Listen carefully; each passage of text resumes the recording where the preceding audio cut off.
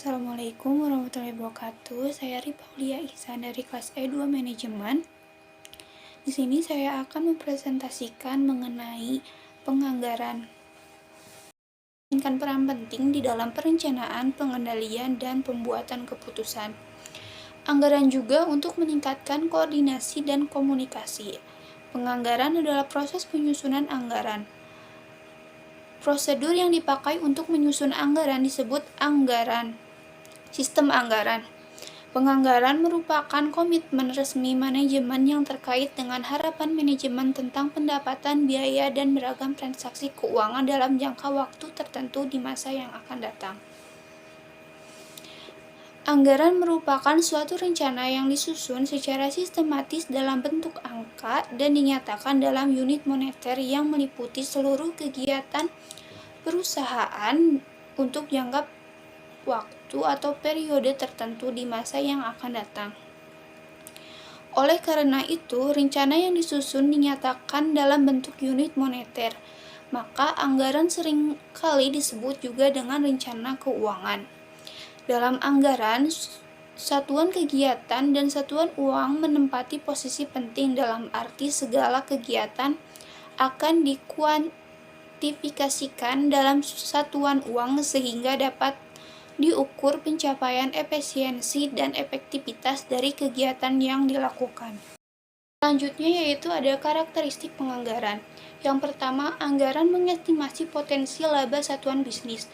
Yang kedua, anggaran dinyatakan dalam istilah moneter walaupun jumlah moneter dapat saja ditunjang oleh jumlah non-moneter, misalnya unit yang dijual atau diproduksi. Yang ketiga, mencakup periode 1 tahun. Yang keempat, anggaran merupakan komitmen manajemen. Manajer sepakat untuk mengemban tanggung jawab atas pencapaian tujuan yang dianggarkan. Yang kelima, usulan anggaran ditelaah dan disetujui oleh otoritas yang lebih tinggi ketimbang oleh pihak yang menganggarkan budget. Yang keenam, begitu disetujui, anggaran hanya dapat diubah dalam kondisi yang ditetapkan. Dan yang terakhir, secara berkala, kinerja finansial sesungguhnya dibandingkan dengan anggaran dan selisihnya dianalisis dan dijelaskan. Pokok anggaran.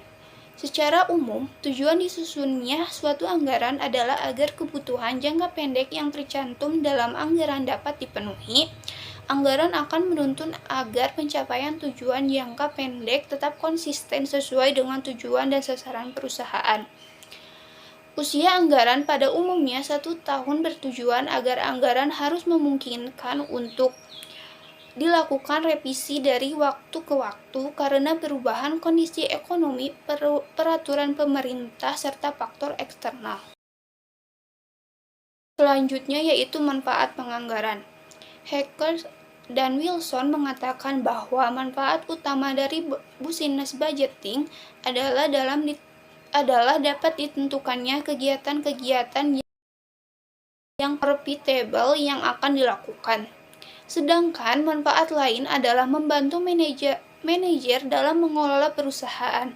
Manajer harus mengambil keputusan-keputusan yang paling menguntungkan perusahaan, memilih atau menyeleksi langganan, menentukan tingkat harga, metode-metode produksi, metode-metode distribusi, dan termin penjualan. Manfaat di antara lainnya, yang pertama, anggaran menunjukkan kepada manajemen angka laba yang dikehendaki oleh perusahaan. Yang ketiga, sumber daya yang diharapkan dapat dihasilkan atau digunakan secara periode anggaran yang akan datang. Dan yang terakhir, memberikan landasan untuk pengambilan keputusan alternatif yang terbaik.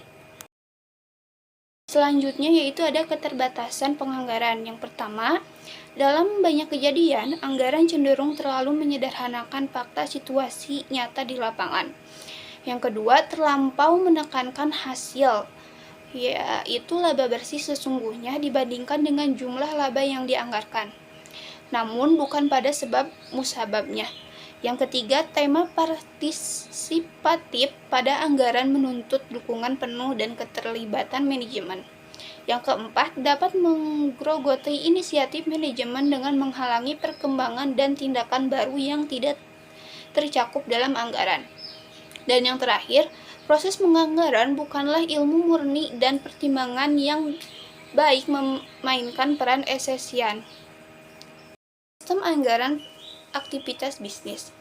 Terdapat 4 ancangan dasar pada penganggaran. Yang pertama, penganggaran inkremental, yang dimana sistem anggaran belanja dan pendapatan yang memungkinkan revisi selama tahun berjalan, sekaligus sebagai dasar penentuan usulan anggaran periode tahun yang akan datang.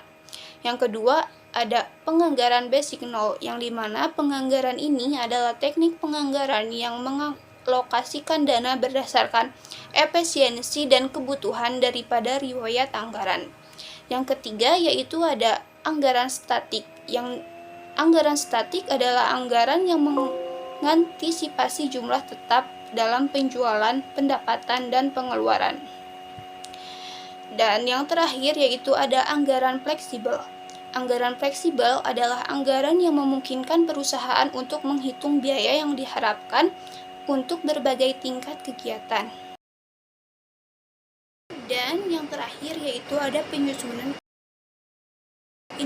Induk anggaran atau master budget adalah sebuah anggaran komprehensif yang menyatakan keseluruhan rencana bisnis bagi seluruh perusahaan untuk suatu periode yang mencakup 1 tahun atau kurang.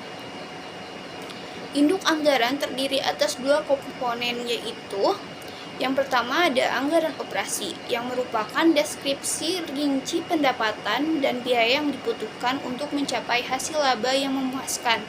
Yang termasuk anggaran operasi adalah sebagai berikut. Yang pertama ada anggaran penjualan, anggaran produksi, anggaran bahan baku langsung, anggaran tenaga kerja langsung, anggaran overhead pabrik, anggaran persediaan akhir barang jadi, dan anggaran beban penjualan dan administrasi. Yang kedua, ada anggaran keuangan. Anggaran keuangan memperlihatkan ekspektasi arus kas dan posisi keuangan dengan kegiatan-kegiatan usaha yang terencana. Yang termasuk anggaran keuangan adalah sebagai berikut. Yang pertama, ada pengeluaran modal, kas, laporan laba rugi dianggarkan, dan yang terakhir yaitu neraca yang dianggarkan. Sekian presentasi dari saya. Mohon maaf bila masih ada banyak kekurangan dan salah kata. Wassalamualaikum